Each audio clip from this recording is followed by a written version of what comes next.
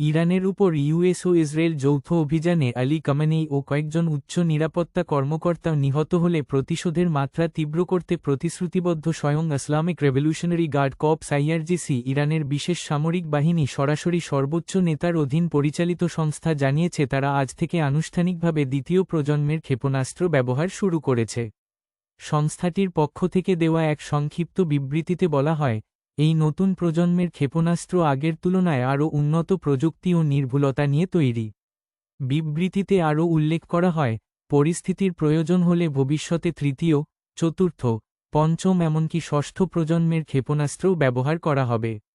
IRGC দাবি করেছে, তাদের প্রতিরক্ষা সক্ষমতা ধাপে ধাপে আরও আধুনিক ও শক্তিশালী করা হচ্ছে। এই সংস্থাটি ঘোষণা করেছে যে তারা মধ্যপ্রাচ্য জুড়ে ২৭টি মার্কিন ঘাঁটিতে হামলা চালাচ্ছে।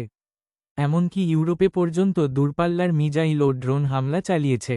এর মধ্যে হরমুজ অঞ্চলে জটিলতা তৈরি হয়েছে, জাহাজ চলাচল প্রায় বন্ধের মতো অবস্থা।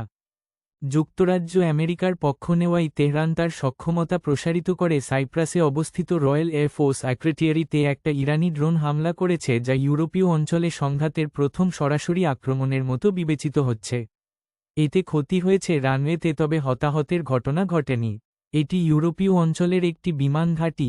এয়ারবেসে আক্রমণ হামলার পর সাইপ্রাসের সাধারণ বিমানবন্দর প্যাফোস এয়ারপোর্ট থেকে অস্থায়ী লোক সরানো করা হয়েছিল এবং অনেক ফ্লাইট বাতিল হয়েছিল।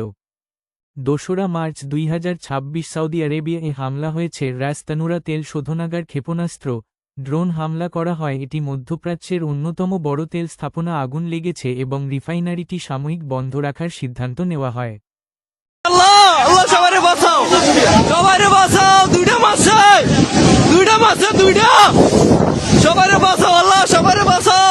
এই তেলের খনি ছিল সৌদি শক্তি অর্থনীতির মেরুদণ্ড, মার্কিন জোটের ভিত্তি। ইরান একটি ড্রোন দিয়ে সবকিছু কাঁপিয়ে দিয়েছে। 2019-এর আবকাইক হামলার স্মৃতি ফিরে এসেছে, কিন্তু এবার আর প্রক্সি নয়, সরাসরি ইরানের হাত। ইরানের বার্তা একদম স্পষ্ট, খামেনির শাহাদাতের জবাব চলছে। তোমাদের তেলের খনি এখন ছাই হয়ে যাবে।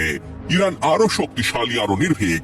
প্রতিশোধ থামবে না যতক্ষণ না সৌদি মার্কিন ইসরায়েলি জোটের চিহ্ন মুছে যায়।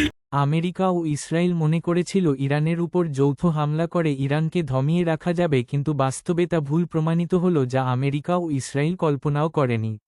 বিশ্ব দেখেছে ইরানের বিপদে বন্ধু রাষ্ট্র চীন রাশিয়া নীরব ছিল, কিন্তু রাজনীতির খেলায় চীনের পররাষ্ট্রমন্ত্রী ইরানের পররাষ্ট্রমন্ত্রীকে ফোন করে বন্ধুত্বের হাতছানি দিয়ে পাশে থাকার ঘোষণা দিয়ে একটি বড় খেলা খেলে দিল।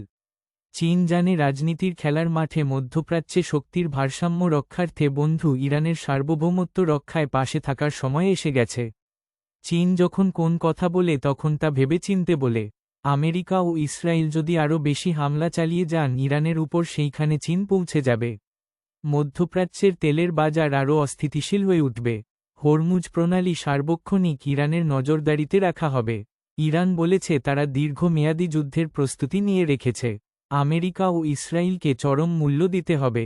এখন এখানে জাতিসংঘের স্থায়ী সদস্য, পরমাণু শক্তিধর আরেকটি পরাশক্তি। চীন ইরানের পাশে দাঁড়িয়ে গেছে। এই যুদ্ধের খেলা কখন শেষ হবে কেউই জানে না।